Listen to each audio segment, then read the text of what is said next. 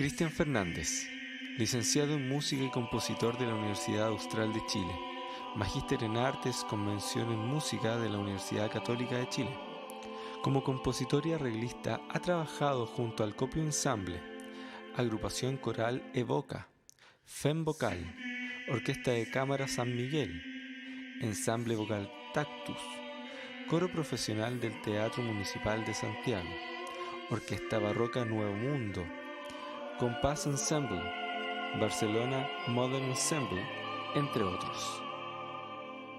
Desde el punto de vista compositivo, ¿cómo abordaste el material que está presente en el disco?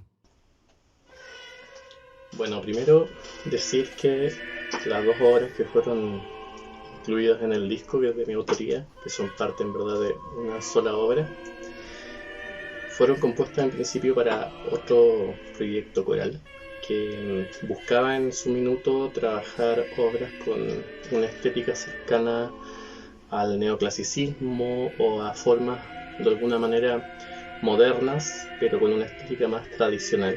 Por eso tiene un desarrollo quizás más armónico o motívico que objetual o gestual, como se acostumbra en la música contemporánea de hoy en día. Y al mismo tiempo cercana a la corriente del cecilianismo, entre comillas, que es esto de buscar un poco dentro de la vanguardia algún lenguaje más cercano al lirismo y a la música sacra de tradición occidental. Por eso los dos textos además son sacros y uno con una intención quizá un poco más dramática, el segundo con una intención más gloriosa. Tienen ambos esta cualidad de que es más bien un desarrollo lírico de las voces, contrapuntístico, inspirado tal vez quizá en ciertas sonoridades propias de la declamación del canto gregoriano, o el desarrollo contrapuntístico también del Renacimiento. Entonces busco un poco más en esa inspiración que podríamos decir mucho más tradicional, incluso dentro del repertorio que yo mismo como compositor he trabajado. ¿Cuáles son tus apreciaciones respecto al uso del registro fonográfico como parte del desarrollo de la música de carácter académico? El registro fonográfico tiene una ventaja que es evidente, que tiene que ver con que los formatos se encapsulan en esta como digitalización del producto artístico, que sobrevive de alguna manera al paso del tiempo mucho más fácil que otros formatos. Sin embargo, genera la vieja costumbre en Chile histórica desde el siglo XIX a que las obras se componen, se estrenan una vez y difícilmente se reproducen una segunda vez, y esto trae más de una consecuencia negativa, ¿no? En primer lugar, que no hay costumbre de generar repertorio contemporáneo entre los músicos de escenario. En segundo lugar, que los compositores son reticentes a crear obras que no sean estrenables o que no sean grabables también más de una vez.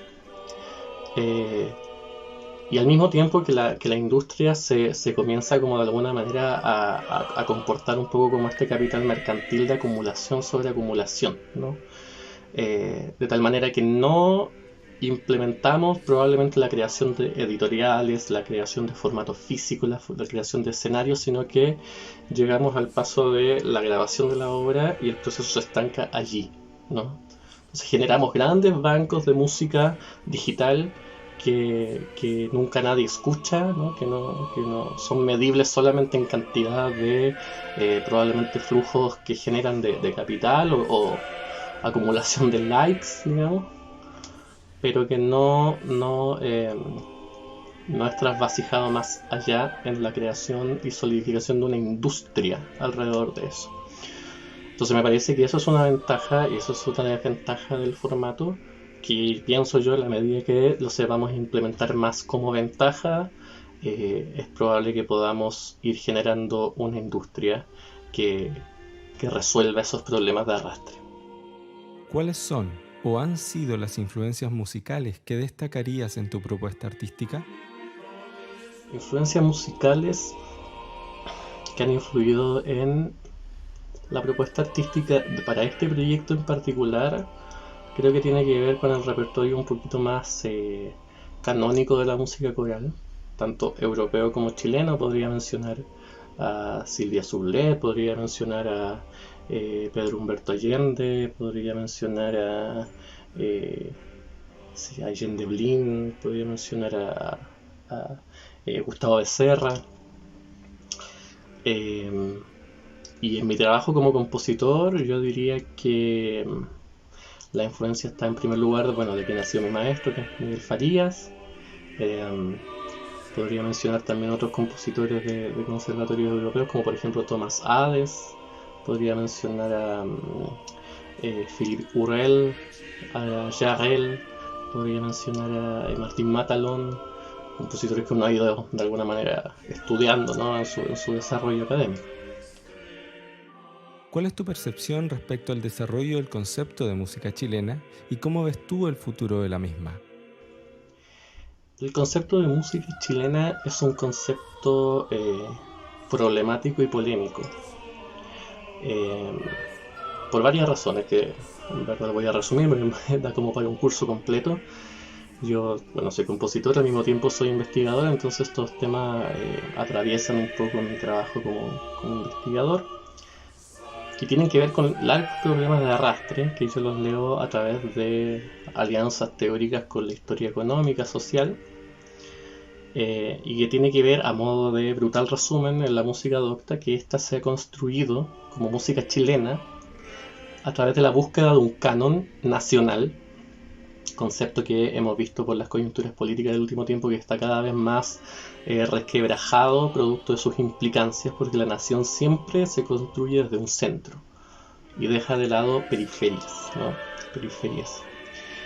Periferias que últimamente, producto de las políticas culturales descentralizadas, ¿no?, se han permitido que afloren expresiones culturales en provincia, que son producto y reflejo de una multiplicidad de identidades y de pueblos que conforman el territorio de Chile, ¿no? Por otra parte, como mencionaba, el canon de la música chilena se ha construido siempre con un referente europeo, en la música de conservatorio al menos. En primer lugar, del repertorio operático, ¿cierto?, hasta por lo menos 1930, y posterior a la reforma del conservatorio en 1928 desde el conservatorio mismo, y con referencia en las formas alemanas del arte universal, siendo la música popular excluida, siendo las formas folclóricas trabajadas asimiladas por las formas europeas, ¿no?, o autoexotizadas, como diría un maestro por ahí. Entonces, de alguna manera, ese canon es complejo, por lo que implica identitariamente, por lo que implica culturalmente, políticamente, económicamente. Y todo canon además se construye en un sistema de exclusión. Entonces hay que preguntarse ahí qué queda fuera del concepto de música chilena.